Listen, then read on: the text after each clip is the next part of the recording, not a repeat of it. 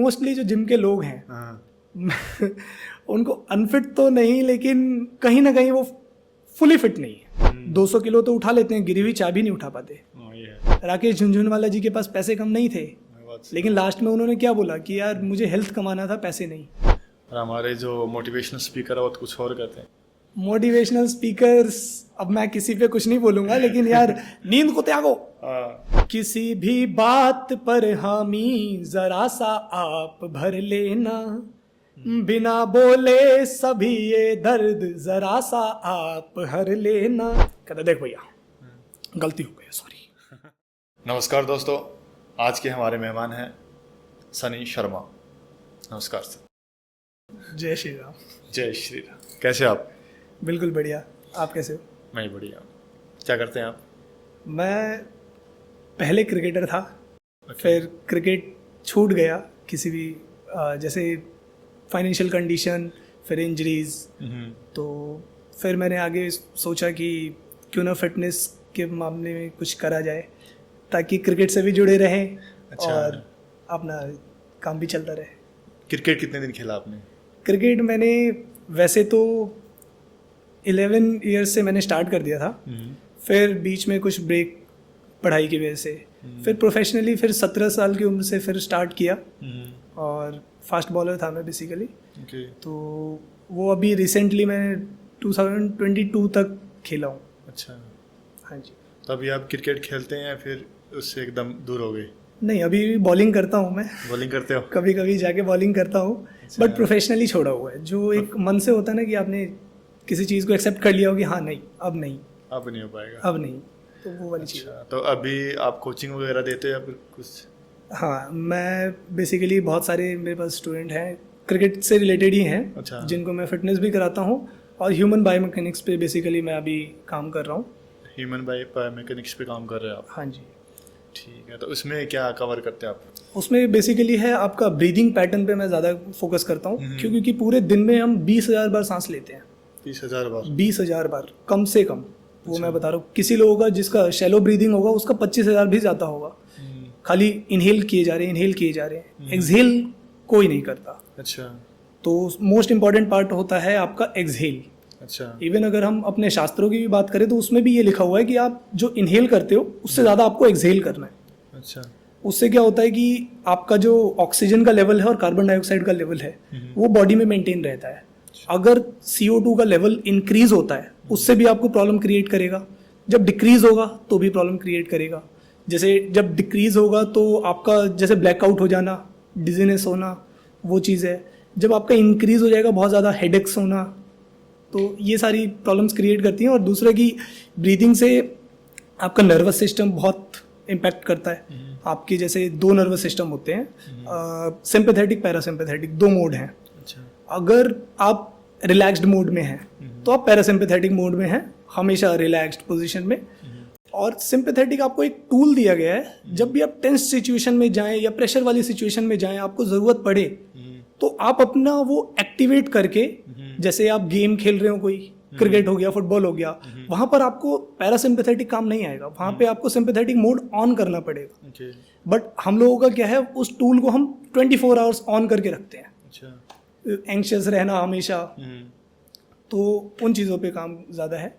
तो आप जो ब्रीदिंग की बात कर रहे हो उसमें मतलब जो लोग हैं जो उस पर जो सही से नहीं कर रहे, या क्या पैटर्न क्या है, प्रोसेस क्या है, कैसे करना चाहिए, कैसा नहीं करना चाहिए, बता सकते हो आप कुछ थोड़ा बहुत? बिल्कुल। जैसे इसमें सबसे मोस्ट इम्पॉर्टेंट पार्ट है, जैसे कि जो डायफ्राम है वो भी एक मसल है। आप जिम में जाते हो, बाइसेप को ट्रेन करते हो, ट्राइसेप ट्रेन करते हो, सारी मसल्स ट्रेंड होती हैं, बट डायफ्राम पे कोई काम ही नहीं कर रहा। अच्छा।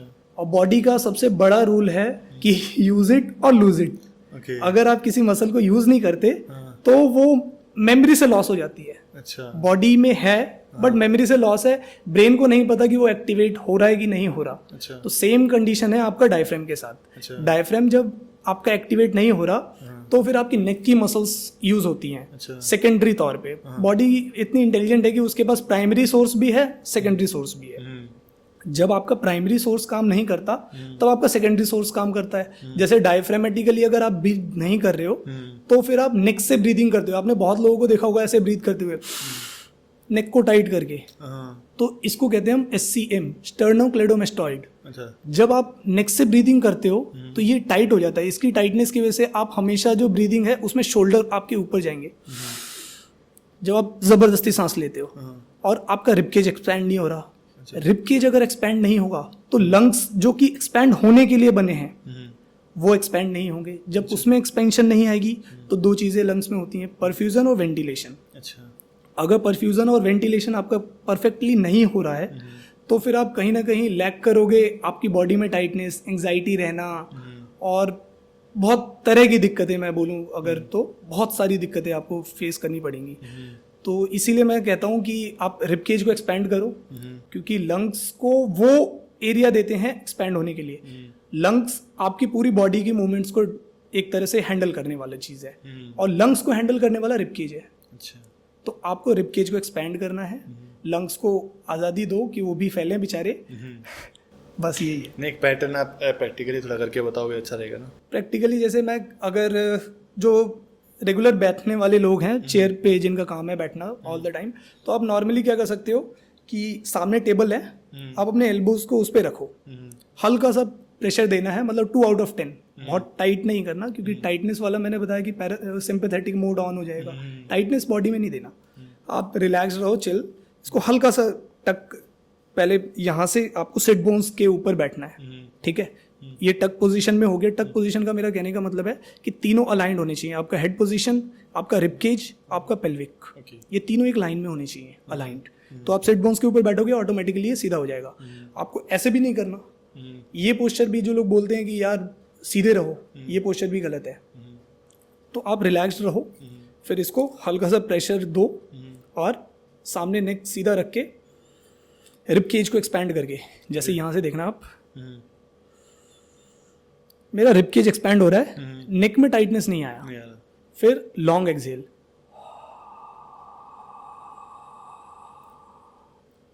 फिर होल्ड। इसको होल्ड को आपको 5 सेकेंड्स तक करना है, ये काउंट कर लो आप, 1 2 3 4 5। उसके बाद फिर इनहेल। अगेन ये प्रोसेस आप 10 टाइम्स कर सकते हो, और इसके 3 सेट। आप नॉर्मली अपने ऑफिस में बैठे हो वहाँ भी कर सकते हो, कोई बहुत बड़ी चीज़ नहीं है। तो यही सजेशन है कि आप ये करो, और बस आप खुश रहोगे। ऐसा कोई पैटर्न भी है क्या, जैसे कोई गलत ब्रीदिंग करने का?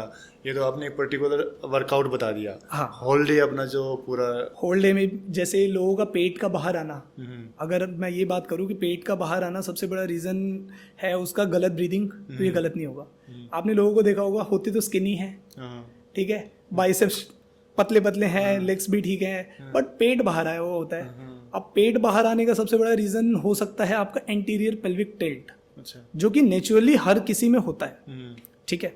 अब नेचुरली हर किसी में है, बट किसी का वो एक अमाउंट से बढ़ जाता है। जब अमाउंट, जैसे मैं बोलूँ कि 30 डिग्री आपका लॉर्डोसिस जो होता है वो लंबार एरिया में होता है नीचे, और यहाँ पर सर्वाइकल स्पाइन में, और बीच में होता है काइफोसिस।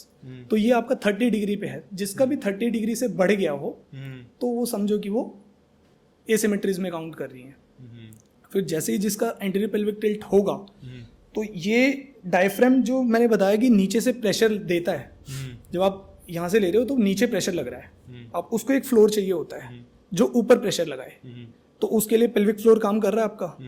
अब जिसका इंटीरियर पेल्विक टिल्ट होगा आगे की साइड, उसका वो जो है वो पैरेलल जो बोला है मैंने, वो सीजर की फॉर्म में बनेगा।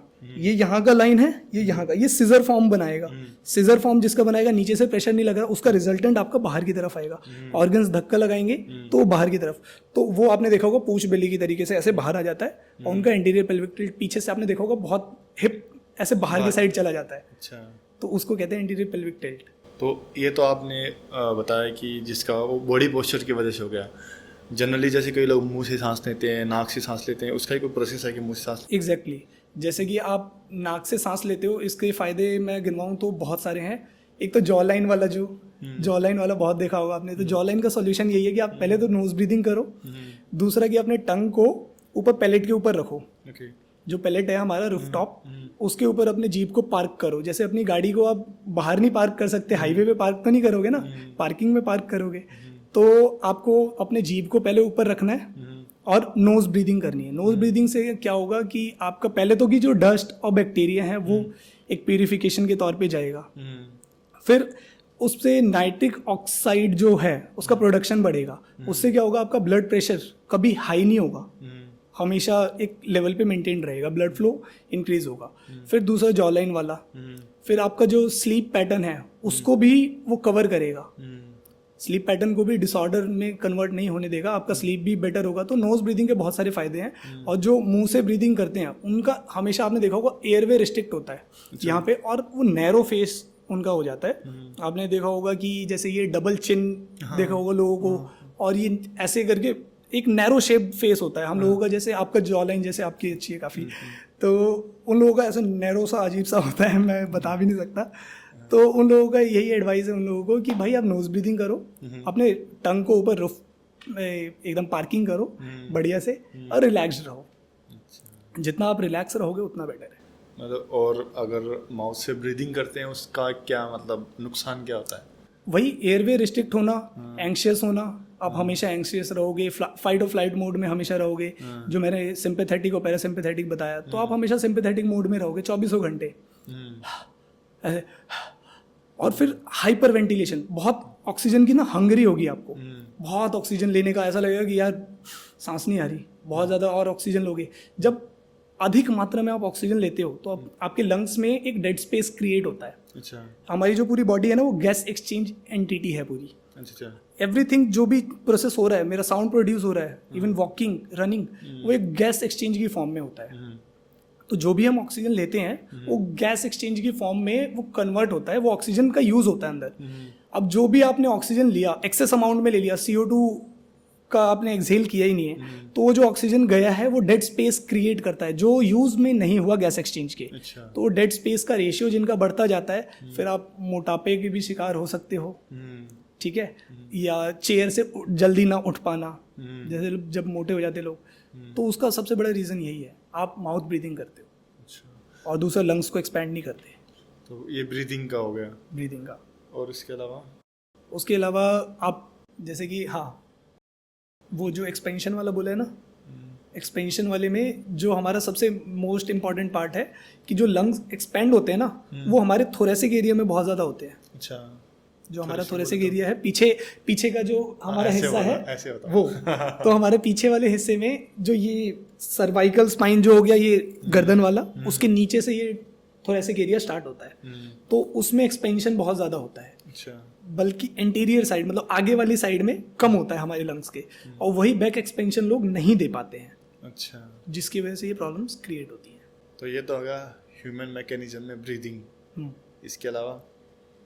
इसके अलावा जैसे ट्रेनिंग पे अगर मैं बात करूं कि गेट साइकिल जो होता है ह्यूमन लोकोमोशन से मेरा मतलब है आगे जो चलने का या दौड़ने का, आगे की मूवमेंट्स बेसिकली। तो उसमें लोग क्या कर रहे हैं आजकल, ट्रेनिंग ऐसा करते हैं। अब जैसे मैंने बोला कि रिबकेज, हमारा जो रिबकेज है, ये जो पसलियां हैं, ये इस फैशन में चलने के लिए बनी है कि ये रोटेट होती हैं। अच्छा। हाँ। आगे पीछे, जब इवन आप सांस भी लेते हो ना, तो ये एक्सपैंड करती हैं ऐसे। तो ये जब आगे जाने के लिए बनी है, बट लोग क्या करते हैं, जेब में हाथ डाल के चल रहे होते हैं, ठीक है। और आर्म स्विंग का बहुत ज़्यादा रिलेशन है आपके वेंटिलेशन और परफ्यूजन। जो मैंने बोला, वेंटिलेशन का बेसिकली मतलब है कि ऑक्सीजन का इनटेक, और परफ्यूजन का मतलब है कि आपका ब्लड फ्लो, ठीक है। तो लंग्स में वो दो चीज़ें होती हैं। अब अगर आप आर्म स्विंग नहीं कर रहे हो तो ये रिबकेज कहीं ना कहीं रिस्ट्रिक्ट हो रही है, तो उसका कंपनसेशन, उसका हर जाना आपको भुगतना पड़ेगा किसी और मोमेंट में। जैसे कि जो हिप है हमारा पेल्विक, वो एक्सटेंशन के लिए बना हुआ है, ठीक है। एक्सटेंशन का मेरा मतलब है जैसे हमारा एक लेग आगे जाता है तो वो पीछे, ये पूरा इसको एक्सटेंशन की फॉर्म हम बोलेंगे। तो वो जब नहीं हो पाता तो फिर रोटेट होता है। बहुत लोगों को आपने देखा होगा हिप ऐसे रोटेट करके चलते हैं अजीब तरीके से, तो वो कंपनसेट कर रही है उनकी बॉडी कहीं ना कहीं, तो वो सेकेंडरी चीज पे जा रही है। अच्छा। बस ये है कि आप आर्म्स को स्विंग करके चलो, रिलैक्स चलो, और नॉर्मल ब्रीदिंग करो तो एक्सपैंड करके करो। अच्छा। जो ह्यूमन लोकोमोशन वाली चीज़ है, उसमें आपकी जो बॉडी है ना, अप एंड डाउन मूव होती है जब आप चलते हो। उस मूवमेंट को कट आउट करने के लिए या उसको हेल्प करने के लिए आर्म स्विंग आपका इंपॉर्टेंट है। जैसे कि ग्रेविटी ऊपर से प्रेशर लगा रही है all the time 24 hours, gravity तो है ही। ग्रेविटी हमारी एक तरह से आप समझो तो दुश्मन भी है दोस्त भी है। तो ग्रेविटी का प्रेशर आपके ऊपर से लग रहा है और आप सामने की तरफ चल रहे हो। इमेजिन करो आपने आर्म्स को मूव नहीं किया और ये जो मूव होने के लिए बने हैं ये भी मूव नहीं हो रहे बेचारे, तो इसका कंपनसेशन कहीं ना कहीं तो आएगा पूरी बॉडी में, उसको झेलना तो पड़ेगा पूरी बॉडी को कोई ना कोई पेन किसी न किसी रूप में। तो इसीलिए मैं कहता हूँ कि आप आर्म्स को स्विंग करो ताकि ये जो नेचुरली हम जिस चीज़ के लिए बने कम से कम वो तो ठीक करें। वॉक के लिए बने, जेब में हाथ डाल के चलने के लिए थोड़ी बने यार। इवन अगर शूज़ की मैं बात करूँ कि शूज़ भी आपको देख के चुनना चाहिए, तो ये गलत नहीं है, क्योंकि बहुत सारी हमारी एक तरह से, अगर मैं बहुत ज़्यादा साइंटिफिक टर्म्स यूज़ करूँ तो लोग रिलेट नहीं कर पाएंगे। तो मैं नॉर्मल भाषा में अगर बोलूँ कि आपका नर्वस सिस्टम, मतलब आपका जो है वो फुट से ऐसे डिसाइड होता है कि इसका जो शेप है ये बना है अनइवन ग्राउंड पे चलने के लिए। आजकल हम क्या होता है कि फ्लैट पे ज़्यादा चल रहे हैं, टाइल्स मार्बल्स इन सब पे, ऊपर से शूज़ अलग है। तो शूज़ कम से कम ऐसे वाले लो जिसमें कि जो सोल जहाँ से हील स्ट्राइक होता है, जैसे अभी मैंने गेट साइकिल की बात की, तो गेट साइकिल में 3 फेज आते हैं। सबसे पहले जैसे ये ग्राउंड है, ये मेरा पैर आ रहा है, ये हील स्ट्राइक होता है। फिर आता है मिड फेज जिसमें पूरा हमारा पैर एकदम सीधा हो जाता है, एक पैर पे हमारा पूरा वजन आता है। फिर आता है लेट स्टांस जिसमें हम अपने टो से पुश ऑफ लेके अगले वाले लेग पे जा रहे होते हैं। तो उसमें हेल्प करने के लिए आपको ये शूज़ ऐसे चाहिए कि आपका हील थोड़ा सा अप हो, फिर मिड वाले फुट को वो सपोर्ट कर रहा हो, और आगे से टोज को वो बहुत ज़्यादा ऐसे ना करे, क्रंच टाइप ना करे, बिल्कुल दबाए ना उसको रिलैक्स्ड रखे, क्योंकि नीचे काफ़ी सारी नर्व्स होती हैं जो कि हमारे बिहेवियर को भी डिसाइड करती हैं। और पहले जो पेन ठीक किया जाता था वो आइसोलेशन में किया जाता था। जैसे आपको अगर नीज में पेन है या क्या कहते हैं शिन बोन में पेन हो रहा है, तो नी से और उसके हील्स के बीच में देखा जाता था। अब क्या है, जैसे कि टॉम मायर्स है, टॉम मायर्स की एक बुक है एनाटॉमी ट्रेन्स, बहुत अच्छी बुक है। तो उसमें उन्होंने काफ़ी अच्छा एक्सप्लेन किया हुआ है कि हमारी जो मायोफेशियल रिलीज के जो पॉइंट्स होते हैं ना, जैसे कि एक तो चीज़ है कि स्ट्रेचिंग नहीं करनी चाहिए, उनका सबसे बड़ा पॉइंट ये है। स्ट्रेचिंग इसलिए नहीं करनी चाहिए, जैसे कि आपका एंटीरियर पेल्विक टिल्ट के बारे में मैंने बताया, तो उसमें आपका ऑलरेडी हैमस्ट्रिंग जो है वो बहुत ज़्यादा स्ट्रेच पोजीशन में है। अब आप स्ट्रेचिंग कर रहे हो तो वो और आप अपनी चीज़ों को वर्स्ट कर रहे हो।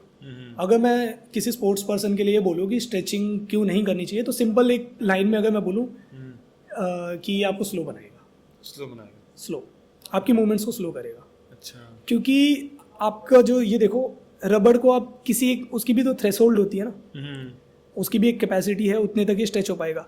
मसल्स भी सेम चीज़ है, आप कितना स्ट्रेच कर लोगे, थोड़ी देर के लिए आपको ठीक लगेगा स्ट्रेचिंग में। तो मैं यही बोलूँगा लोगों को कि स्ट्रेचिंग तो पहले अवॉइड करो, स्ट्रेचिंग मत करो। उसका ऑल्टरनेटिव ये हो सकता है आप रिलीज ज़्यादा कर सकते हो, मायोफेशियल रिलीज, वो बेसिकली टॉम मायर्स और फंक्शनल पैटर्न वाले ज़्यादा करवाते हैं।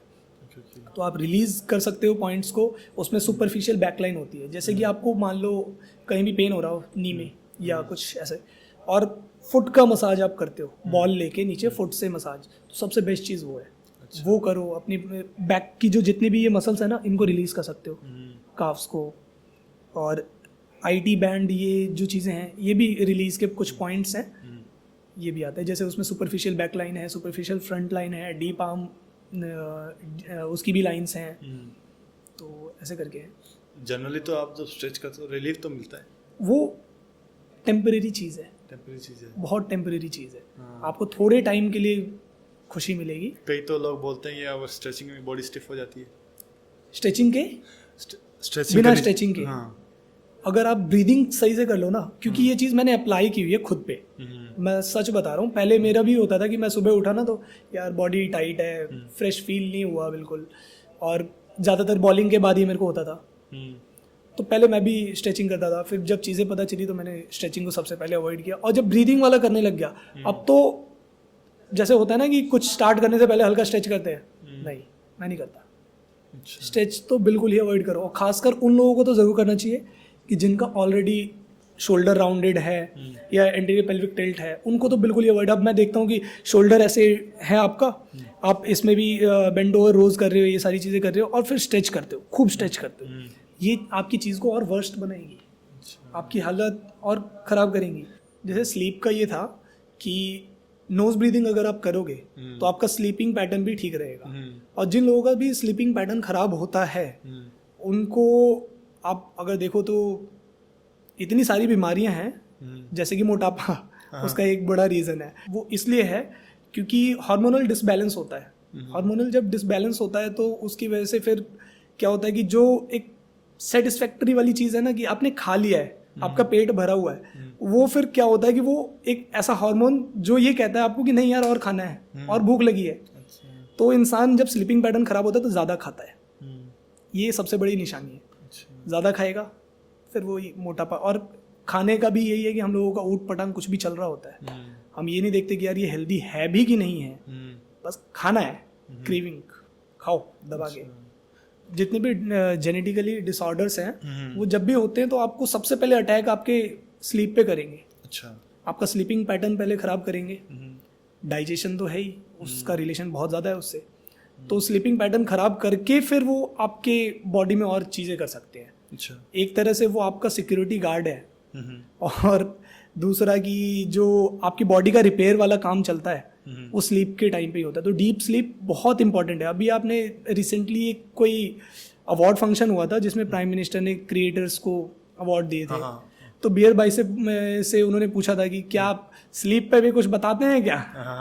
तो उन्होंने बोला कि नहीं, उन्होंने कुछ ज़्यादा चीज़ उस पर नहीं बताई, उन्होंने योग निद्रा का कुछ बताया, तो वो उसका रिलेशन नहीं है।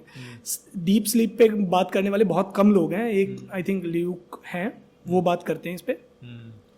तो अमेरिका जैसी जो कंट्रीज़ हैं उनमें तो प्रिस्क्रिप्शन में दिया जा रहा है कि यार आप डीप स्लीप को प्रिस्क्राइब करो डॉक्टर्स के द्वारा। पिल्स वाली चीज़ नहीं कि आप पिल्स दे के उनको डीप स्लीप में लेके जा रहे हो, नहीं। नॉर्मली जो आपका नेचुरली डीप स्लीप है उसमें जाना बहुत ज़रूरी है। उसमें आपका बॉडी जो है एक तरह से आपको रिपेयर करती है, एक रिफ्रेश मोड में लेके आती है। तो डीप स्लीप बहुत ज़्यादा इंपॉर्टेंट है। और मैं यही बोलूँगा कि सांस और सोना अद्भुत चीज़ है, आप इनका प्रयोग ज़रूर करो। अच्छा, और हमारे जो मोटिवेशनल स्पीकर है वो तो कुछ और कहते हैं। मोटिवेशनल स्पीकर्स, अब मैं किसी पे कुछ नहीं बोलूँगा, लेकिन यार नींद को त्यागो। अरे सर, नींद क्या है? नींद से कुछ नहीं मिलना।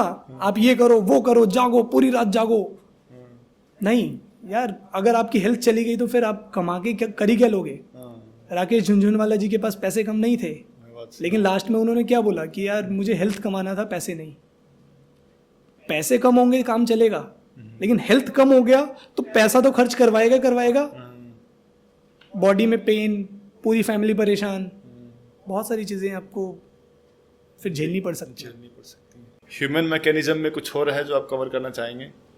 ह्यूमन बायोमैकेनिक्स में अगर मैं देखूं तो बायोमैकेनिक्स जैसे पहले पेन को ना या ट्रेनिंग को आइसोलेशन में देखा जाता था। जैसे जिम में जो भी ट्रेनर्स हैं वो लोग अपने आप को ट्रेन करते हैं तो आइसोलेशन में ट्रेन करते हैं, बाइसेप्स ट्रेन कर रहे हैं, शोल्डर ट्रेन कर रहे हैं। अब मैं स्पोर्ट्स पर्सन की बात करूं तो अगर एक स्पोर्ट्स पर्सन अपने बाइसेप को ट्रेन कर रहा है या शोल्डर को ट्रेन कर रहा है तो वो कर रहा है सैजिटल प्लेन में। उसका यूज कहीं भी उसके ग्राउंड पे नहीं है। Sagittal plane in the sense कि वर्टिकली आप वेट को लिफ्ट कर रहे हो, तो उसका यूज उसका कहीं पे भी नहीं है। तो क्यों कर रहा है?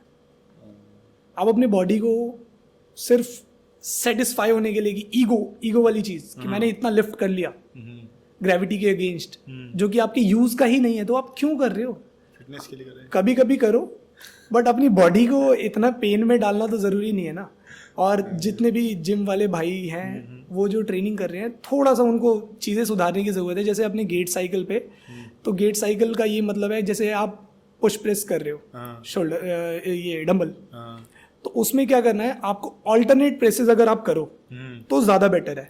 उससे क्या रिब केज जो मैंने बताया मूवमेंट वाला, वो एक तरह से वो भी ट्रेन हो रहा है। आपके रिब केज ऐसे चल रहे हैं जब आप शोल्डर ये क्या कहते हैं डंबल को प्रेस कर रहे हो। तो ऑल्टरनेट प्रेस करो, इनहेल एक्सहेल, इसमें भी आप सांस को लेके आ सकते हो। अच्छा, जैसे बॉडी में ना, हमारी बॉडी सिमेट्रिकल नहीं है। हमारी जो बॉडी है वो एसिमेट्रिकल है नेचुरली। जो राइट साइड के ऑर्गन्स हैं हमारे वो ज़्यादा हैवी हैं as compare to left one. अच्छा, हमारे लेफ्ट के कंपैरिजन में राइट वाले ऑर्गन्स ज़्यादा हैवी है। जैसे आपका लंग की अगर मैं बात करूँ तो लंग्स भी, राइट वाला लंग जो है वो ज़्यादा हैवी है as compare to left one, left से। ये फैक्ट है। और दोनों हैं आइडेंटिकल, ट्विंस हैं, बट दोनों का बिहेवियर भी बिल्कुल अलग है। जैसे आप जब लिफ्ट करते हो तो आपका राइट वाला लंग ज़्यादा काम करता है। अच्छा। क्यों? क्योंकि जो लेफ्ट वाला है वो एक तरह से आप समझो एक्टर, सिंगर, एकदम मौज मस्ती में रहने वाला बंदा, बिंदास। और राइट वाला जो है हार्ड वर्किंग पर्सन, घर का जिम्मेदार बालक, अच्छा, बड़ा बेटा। तो वो जो लेफ्ट वाला है वो अपने सारे काम राइट वाले को कहता है भैया तू कर ले, अच्छा, मेरे से तू ना हो रहा। तो वो राइट वाला हमारा लंग ज़्यादा काम करता है। तो हम नेचुरली हम एसिमेट्रिकली बने हैं, हमारी पूरी बॉडी एसिमेट्रिकल है। ज़्यादातर लोगों को आपने देखा होगा राइट साइड पे रहते हैं। आप कभी भी सोते हो तो राइट करवट या लेफ्ट करवट देखना, आप राइट पे बहुत ज़्यादा कंफर्टेबल फील करोगे। या जब कोई स्टैंडिंग पोजीशन में होता है तो उसको आपने देखा होगा राइट वाले फुट पे अपना वेट पूरा ट्रांसफर करके रखता है और बहुत मस्ती से। लेफ्ट वाले पे कई लोग जा ही नहीं पाते, और वो जाते भी है तो अनकंफर्टेबल फील करते हैं। इवन एक फैक्ट की बात बताऊं कि जो लेफ्टी भी है ना वो भी राइट डोमिनेंट होता है। अच्छा।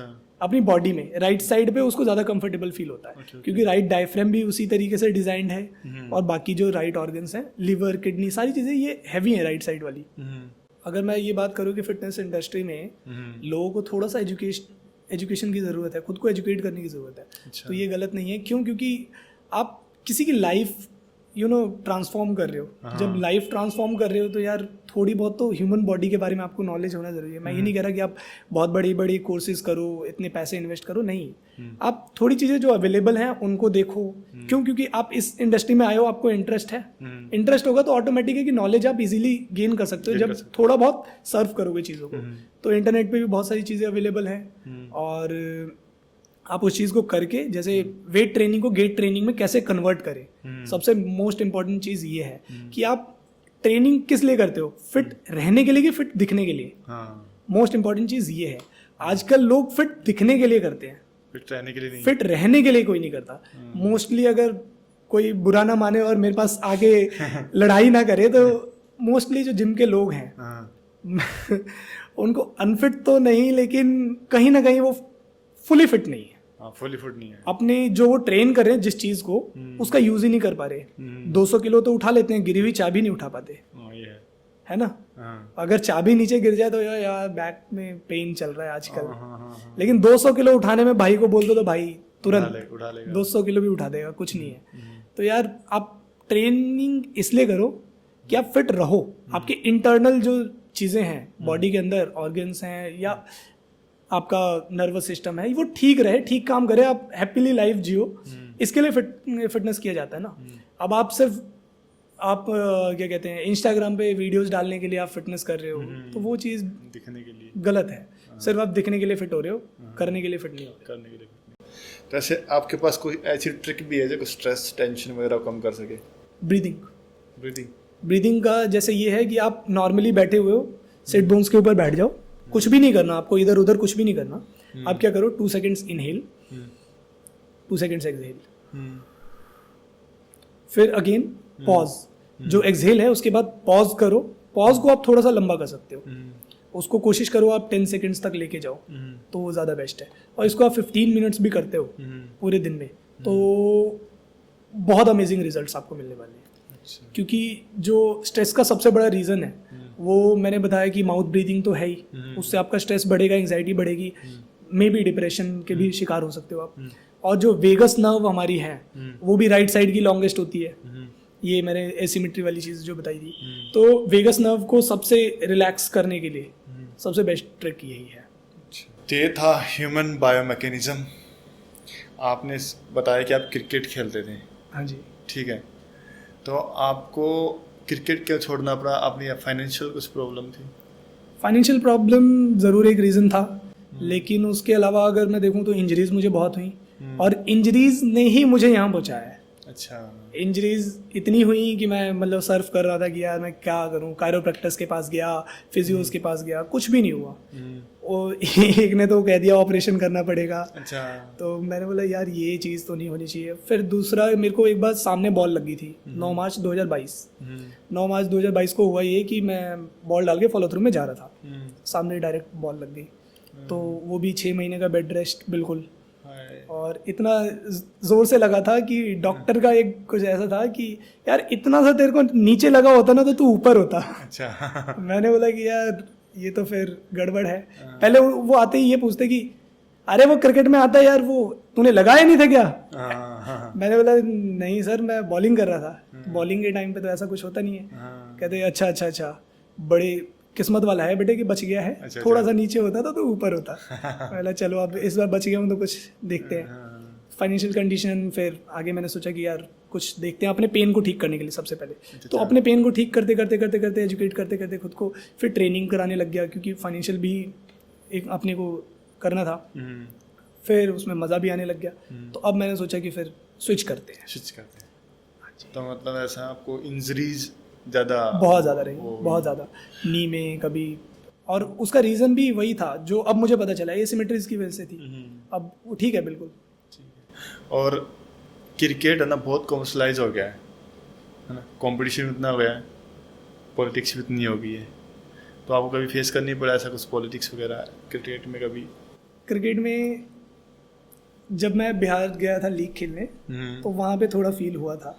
कैसे? क्योंकि उस लीग में मेरी 4 मैचों में 7-8 विकेटें थी। और मेरी ही टीम का एक बंदा था, उसकी थी विकेटें मेरे ख्याल से 4 मैच में 5 या ऐसे कुछ। तो ट्रायल्स के लिए जब फर्दर नाम गया तो उसका नाम वहाँ लिस्ट में था।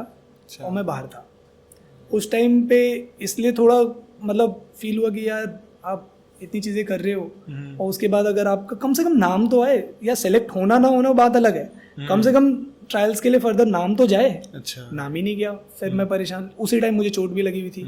तो मैं मन ही मन ये कह रहा था यार एक बार फिट हो जाऊँ, एक बार फिट हो जाऊँ, दोबारा जाऊँगा। फिर दोबारा अभी तक रजिस्ट्रेशन की फ़ीस दी हुई है, बट बिहार में लड़ाई चल रही है। 2 अलग अलग पार्टीज़ हैं, मतलब गुट बने हुए हैं उनके BCA के। तो वो आपस में लड़ रहे हैं। अभी वो एक सचिव का जो ग्रुप है उन्होंने केस किया हुआ है प्रेसिडेंट वाले पे, प्रेसिडेंट ने उन पे, वो दोनों आपस में लड़ रहे हैं। अच्छा। अभी तक रजिस्ट्रेशन की फ़ीस दी हुई है, बट वो लीग नहीं हुआ और मैंने क्रिकेट छोड़ दी। कोई बात। क्रिकेटर कौन फेवरेट आपका? No doubt MS Dhoni. MS Dhoni. I think MS Dhoni से लोग रिलेट इसलिए कर पाते हैं ना, क्योंकि कभी एक तो बहुत टेक्निकल वाली चीज़ नहीं है। अगर आप सचिन तेंदुलकर को कॉपी करने जाओ तो इट्स क्वाइट टफ। आपका वो स्ट्रेट ड्राइव वो कॉपी हो ही नहीं सकता कभी भी नहीं।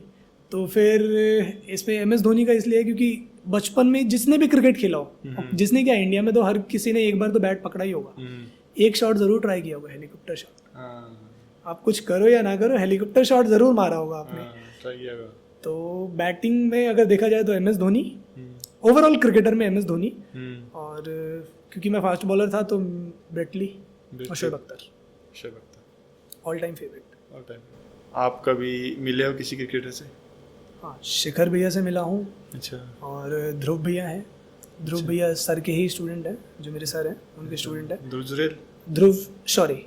ध्रुव शौरे दिल्ली रणजी कैप्टन थे पहले। अच्छा। अभी उन्होंने यहाँ से स्किप करके, और वो जो आप पॉलिटिक्स के क्रिकेट में बात कर रहे थे, अच्छा। तो वो भी पॉलिटिक्स के शिकार हैं। अच्छा। नीतीश राणा ने भी दिल्ली क्रिकेट छोड़ दी और वो यूपी चले गए हैं, और ध्रुव भैया भी विदर्भा चले गए हैं। अच्छा। और अभी रिसेंटली आप यहाँ देख रहे होंगे एक मार्क है छोटा सा, ये मेरा सिर पे बॉल लगी थी। अच्छा। और ये जिस दिन लगी थी उस दिन उमेश भैया आए हुए थे, उमेश यादव क्रिकेट हमारी एकेडमी जो है उसमें उमेश भैया आए हुए थे। तो उनसे कुछ बात ऐसे पूछ के कि भैया इसके लिए क्या करूँ, लोअर बैक का ये सब, तो उन्होंने बोला कुछ नहीं, अभी ज़्यादा ना कुछ नहीं करना, जाके नॉर्मल ऐसे हिट मत करियो, नॉर्मल रिलीज कर पाऊँ। बोला ठीक है भैया। अगली बॉल पे गया, सामने बैट्समैन ने मार दिया। फिर हल्का सा ऐसे ये पूरा ऐसा लगा कि तीसरी आंख खुल गई मेरी। फिर डॉक्टर के पास गया, स्टिचेस तो नहीं आए, डॉक्टर ने बोला कि लगाना पड़ेगा। मैंने बोला देखो यार कुछ ऐसा जुगाड़ है कि बिना उसके काम चल सके। तो उन्होंने बोला 3-4 दिन छोड़ के देखते हैं, अगर हील हो गया तो ठीक है, नहीं तो लगवा लेना। फिर तो मैंने छोड़ दिया, फिर ठीक हो गया वो। एक क्रिकेट में इंजरी इतनी होती है या लोग रेस्ट लेने के लिए करते हैं? अब इसका इन डेप्थ इतना तो शायद वही लोग बता पाए, लेकिन जहाँ तक मुझे लगता है इंजरीज गलत ट्रेनिंग की वजह से हो रही है। इसका इम्पैक्ट बहुत ज़्यादा है। और रजत भैया ने इसके बारे में काफ़ी बात भी बोली है। काफ़ी उन्होंने बोला है कि यार BCCI को थोड़ा बहुत इसके ऊपर देखना पड़ेगा। और जो अभी प्रेसिडेंट हैं रॉजर बिनी जी, उन्होंने भी बोला है कि यार मुझे ये बताओ कि हम प्लेयर्स पे इतना इन्वेस्ट कर रहे हैं, सारी चीज़ें कर रहे हैं उनको, फिर वो इंजर्ड क्यों हो रहे हैं? वही तो वर्कलोड मैनेज किया जा रहा है आपका, तीनों फॉर्मेट खेलने वाले बहुत कम प्लेयर हैं, तीनों फॉर्मेट जो खेल रहा है, और बेसिकली फास्ट बॉलरों को ज़रूरत होती है, हमारे बैट्समैन भी इंजर्ड होते हैं, श्रेयस अय्यर बैक इंजरी बाहर, और जिस क्रिकेटर पे आप पूरे साल मतलब 3-4 साल इन्वेस्ट करते हो वो वर्ल्ड कप में जाके बाहर हो जाता है, और फिर वर्ल्ड कप फाइनल हार जाते हैं।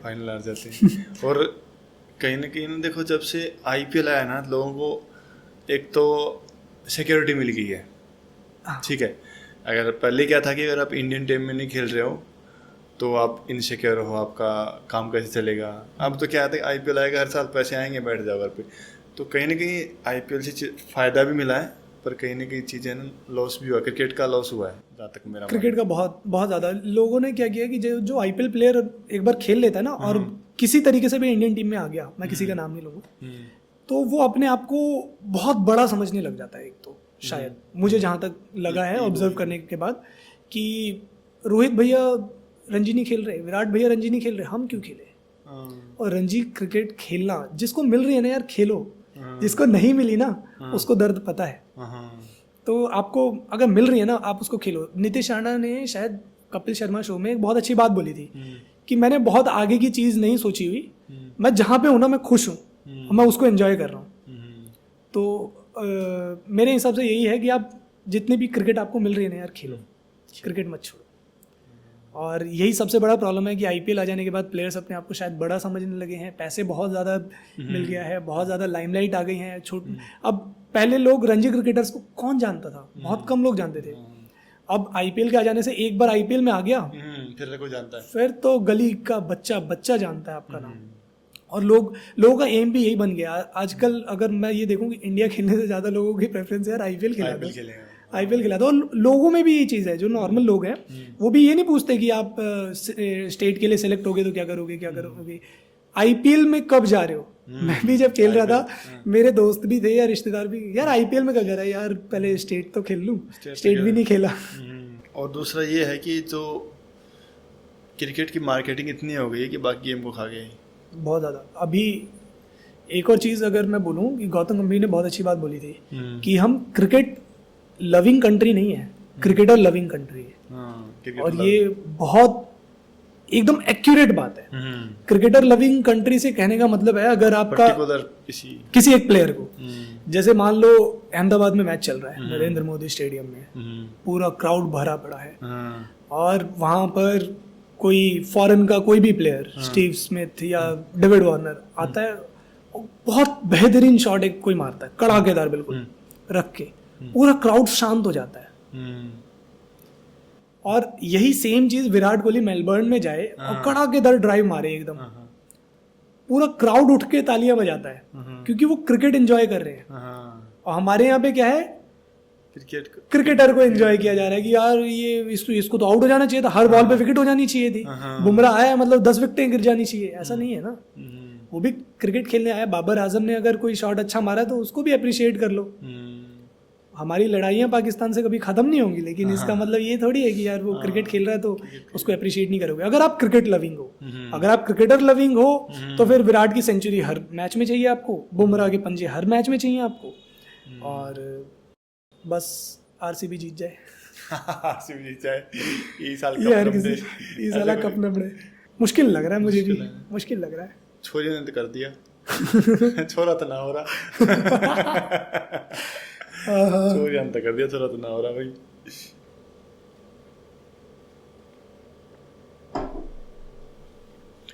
हार्दिक पांड्या बहुत ज़्यादा ट्रोल हो रहे हैं, रोहित की जगह कैप्टनसी करने की वजह से ट्रोल हो रहे हैं, या गलत कैप्टनसी करने की वजह से ट्रोल हो रहे हैं। हार्दिक पांड्या बेसिकली ना, अब जो भी इंटरनल चीज़ें हुई वो शायद ही किसी को पता हो सकता है कि रोहित शर्मा से पूछा गया हो कि यार आपको कैप्टनसी से हटा रहे हैं क्या, बट मेरे हिसाब से ऐसा लगता है कि ये होना नहीं चाहिए था।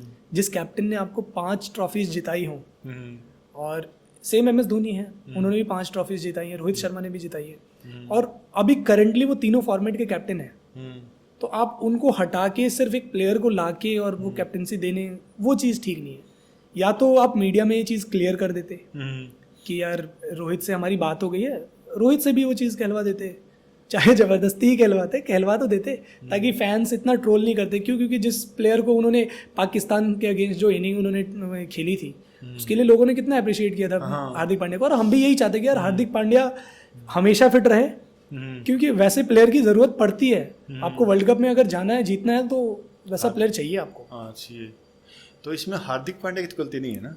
हार्दिक पांड्या हो सकता है ना? अब उन्होंने ज़बरदस्ती बोला होगी यार मैं बिना कैप्टनसी के नहीं आ सकता, क्योंकि रवि शास्त्री जी ने भी अभी कुछ बयान दिया है कि आप सिर्फ कैप्टनसी के लिए मूव ऑन कर रहे हो इधर से उधर। तो अगर देखो, अगर वो कैप्टनसी देखो, अगर किसी मुंबई के पास कोई अच्छा कैप्टन नहीं है तो मुंबई मजबूर है एक अच्छा कैप्टन उठाने के लिए। उनके पास ऑलरेडी एक कैप्टन, अच्छा कैप्टन है। अगर उसमें हार्दिक पांड्या को चांस मिल रहा है तो वो तो अपना चांस ग्रैब करेगा ना। बिल्कुल। और वो शायद हो सकता है मुंबई ने ये सोचा यार ट्रांजिशन फेज वाली चीज़ जो है कि रोहित के रहते हार्दिक को कुछ सीखने को मिल जाए, वो वाली चीज़ है। बट सीएसके ज़रूर अभी देख रही होगी कि यार रोहित को रिलीज करो ना एक बार। हाँ। फिर हमारा कैप्टन भी आ जाएगा एक।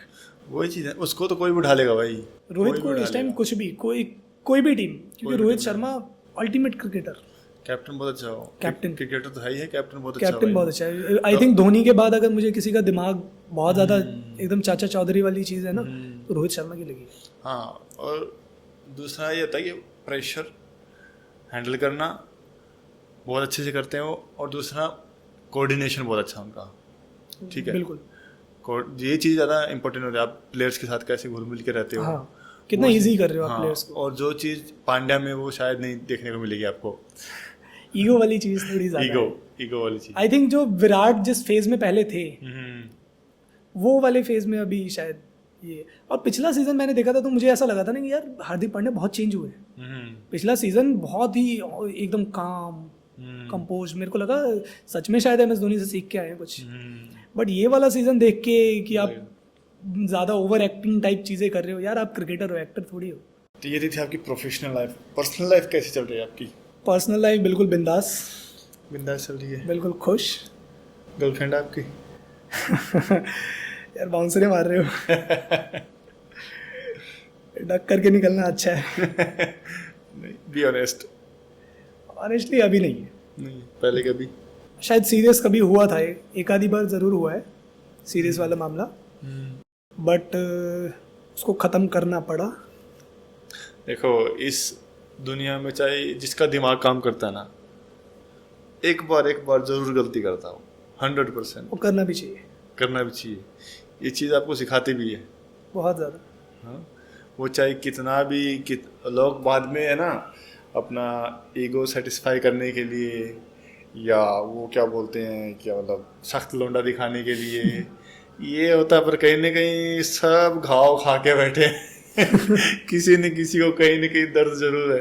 हाँ, पर वो बस प्रिटेंड ऐसे करते, नहीं हम नहीं, वो अंदर से हर कोई होता है। एक बात तो बहुत टूटता है। मेरे एक सर थे मैथ्स वाले, उन्होंने एक बहुत अच्छी बात बोली थी कि यार एक लकी इंसान वो इंसान होता है ना जिसके पास 3 चीजें हों, अच्छा गुरु, अच्छे दोस्त, अच्छी किताबें। मुझे तीनों मिली है, अब इससे ज़्यादा मैं लकी क्या हो सकता हूँ। अच्छे गुरु के रूप में जैसे कि स्कूल के जो टीचर्स थे वो भी ऑब्वियसली बहुत अच्छे थे सच में। अभी तो कुछ लोग कांटेक्ट में भी हैं, जैसे प्रीति मैम है वो कांटेक्ट में हैं। बाकी उदय सर जो मेरे क्रिकेट के कोच हैं बचपन से ही, तो उनका रोल बहुत ज़्यादा है। अभी मैं जो ये चीज़ें कर रहा हूँ वो भी उन्हीं की दी हुई है। उन्होंने ही, जब मुझे चोट भी लगा था तो मुझे काफ़ी उन्होंने हेल्प की, तो उनका रोल मैं मानता हूँ कि मेरे पेरेंट्स के बाद सबसे ज़्यादा है। और शायद इतनी रिस्पेक्ट है कि अगर कुछ भी बोल देना, मतलब बुर्ज खलीफा से छलांग मार दे, बस सोचूंगा नहीं क्यों मारना है, मार दूंगा। उसके बाद शायद अगर बचा तो शायद। तो शादी का क्या प्लान है आपका?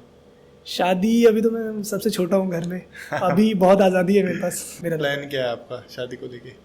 प्लान अभी तो कुछ भी नहीं है, अभी कोई ऐसा कोई है नहीं।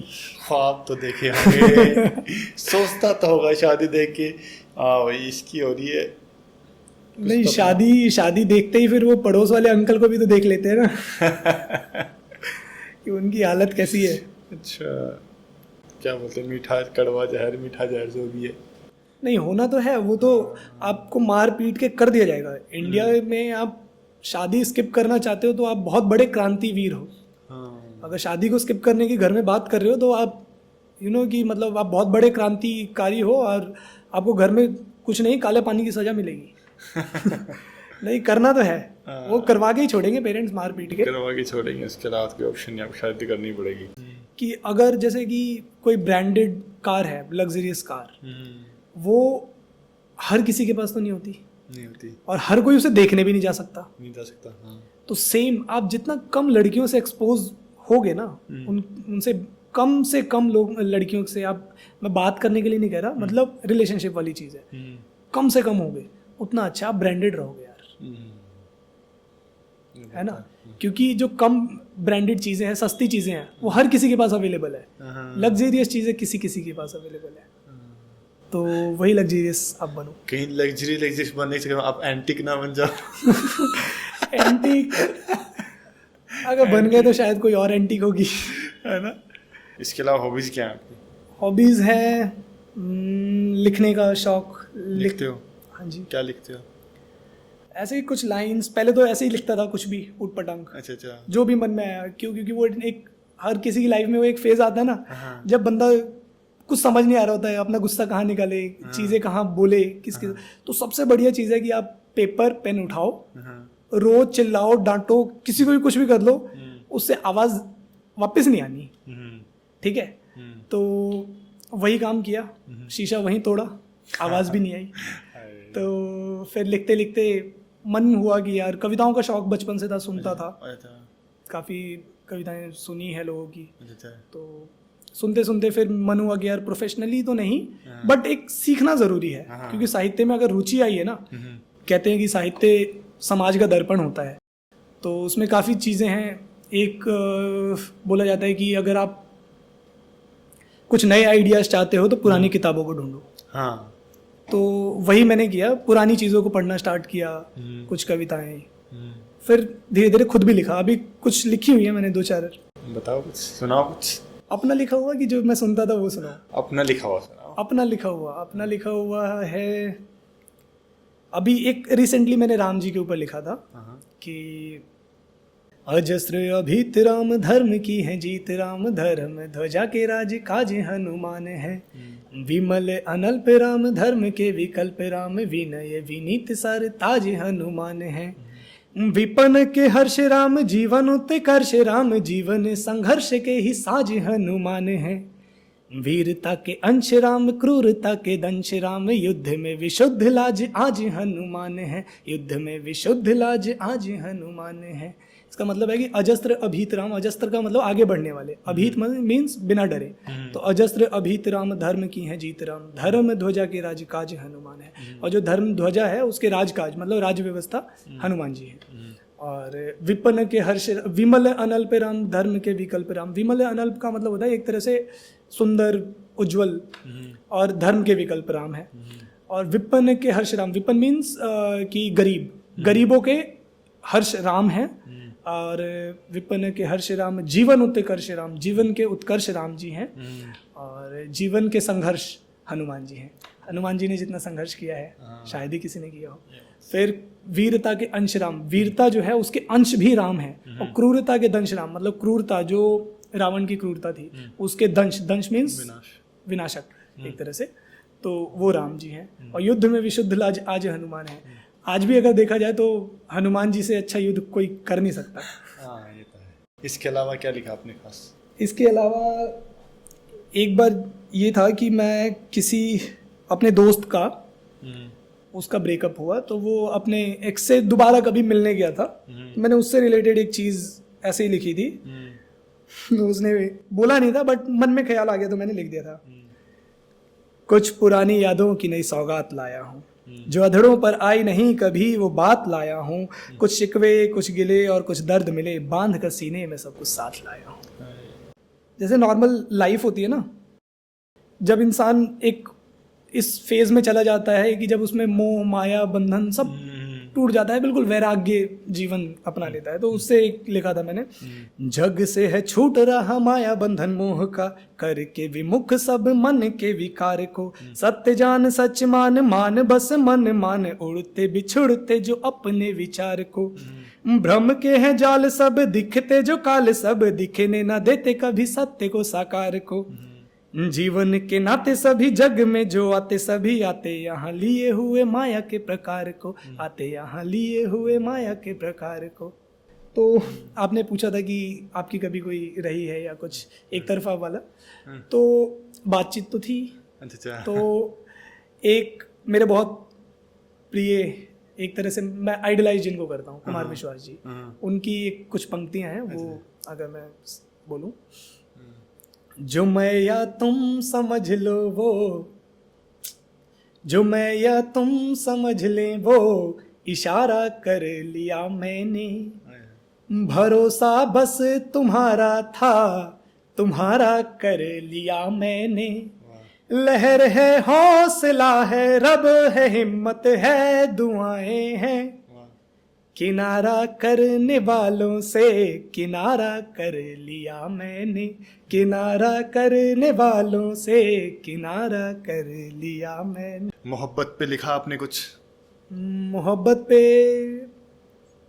एक मैंने बहुत पहले एक लाइन लिखी थी, मतलब लाइन नहीं, एक छोटी सी पंक्ति लिखी थी, शायद वो टेक्निकली करेक्ट ना हो, तो वो कुछ ऐसे थी, किसी भी बात पर हामी जरा सा आप भर लेना, बिना बोले सभी ये दर्द जरा सा आप हर लेना, सनम लाखों अदाओं में अदा ये है मुझे भाती, लड़ाई भूल के सारी निगाहें चार कर लेना, लड़ाई भूल के सारी निगाहें चार कर लेना। तो ऐसा कुछ लिखा आपने जो किसी राष्ट्रभक्त को, राष्ट्रवाद को, या किसी क्रांतिवीर को, या किसी को ऐसे को डेडिकेटेड हो, या किसी हमारे यूथ के लिए ऐसा कुछ? मैंने लिखा तो था, बट उससे भी ज़्यादा अच्छा एक ये है कि मैं जिनको सुन के मैंने एक स्टार्ट किया था, जिनकी कविता मैं वो अगर सुना तो वो सबसे बेस्ट है। तो वो वीर शिवाजी के ऊपर है। तो वो कुछ ऐसे है, इंद्र जिमि जंभ पर वाडवा जंभ पर, रावण सदंभ पर रघुकुल राज है, पौणवारी वाह पर शंभुरति नाह पर, ज्यों शस्त्र बाहु पर राम द्विज राज है, दावा द्रुमदंड पर चित्तामृग झुंड पर, भूषण वितुंड पर जैसे मृग राज है, तेजतम अंश पर कान्हा जिमि कंश पर, त्यों मलेच्छ वंश पर शेर शिवराज है। एक और भी थी ना ऐसे? हाँ, वो उनकी थी कि साजी चतुरंग सेन अंग में उमंग धरी, सर जा शिवाजी जंग जीतन चलत है, भूषण भणत नाद बिहद नगाड़न के, नदी नद मद गैबरन के रलत है, एल फैल खैल बैल खनक में गैल गैल, गजन की ठैल पैल सैल उसलत है, तारा सोतारनी धुरी धारा में लगत जिमी, थारा पर पारा पारा वारियो हलत है। ये आप खुद देखिए कि ये किसी भी रैप से करोड़ों गुना बेहतर है। आप किसी भी रैप को उठा के देख लीजिए, वो आजकल उसकी ये उसकी वो उसकी है, तानेबाजी। और सबसे अच्छा टाइम कब था जो आपको ये तो आए मजा आ गया, अब तो जिंदगी में यही तो चाहिए था, ऐसा कुछ? सबसे अच्छा अभी वाला है। अभी वाला है अभी ये जो चल रहा है ये सबसे अच्छा है। सबसे अच्छा है। मैं भी उन्हीं लोगों में से हूँ शायद कि जो चल रहा है वो सबसे अच्छा है। चल रहा है वो सबसे अच्छा है। तो आपकी लाइफ का कोई ऐसा कोई फनी किस्सा जो बताना चाहते हो आप? फनी किस्सा एक बार ऐसा हुआ था कि बड़े पीटीआई सर थे, मैं पेपर दे के बाहर निकला तो इनकी गाड़ी खड़ी थी, तो इनकी गाड़ी का जो पेट्रोल वाला वो होता है ना, उसका गेट वो खुला हुआ था थोड़ा सा, तो मैंने देखा ये खुला हुआ है, गलती से कुछ हो ना जाए, तो मैं उसको बंद कर रहा था, उन्होंने शायद वहां से देख लिया। अब बंद करते करते वो आए, देख भैया तू स्कूल में आग लगाएगा, तू गाड़ी को चलाना चाहता है। वो पता नहीं उनको क्या हुआ, शायद टेंस्ड होंगे, उन्होंने 2-3 थप्पड़ इधर इधर इधर रख दिए। फिर साइड में चाउमीन वाला था, उसका कैंटीन वाला, तो वो कहता है सर जी बचवा के गलती नहीं है, वो पहला ही से ऐसे खुलल था। मैं बोला भैया थोड़ा पहले बता देते, ये जो इधर इधर ये जो पढ़े हैं वो नहीं पढ़ते ना यार। तो फिर कहते तू कौन सा क्लास में? बोला सर 6th। टीचर का नाम हम पूछा, कहता देख भैया गलती हो गई, सॉरी। तो कैसा लगा आपको हमारे यहाँ पॉडकास्ट पे आके? बहुत अच्छा लगा। थैंक यू, आपने हमको टाइम दिया, यहाँ पर आए, Thank you so कुछ ज़रूरी बातें बताई सबको। आपके लिए गिफ्ट है। अरे thank you so much. Gift तो अच्छे ही लगते हैं।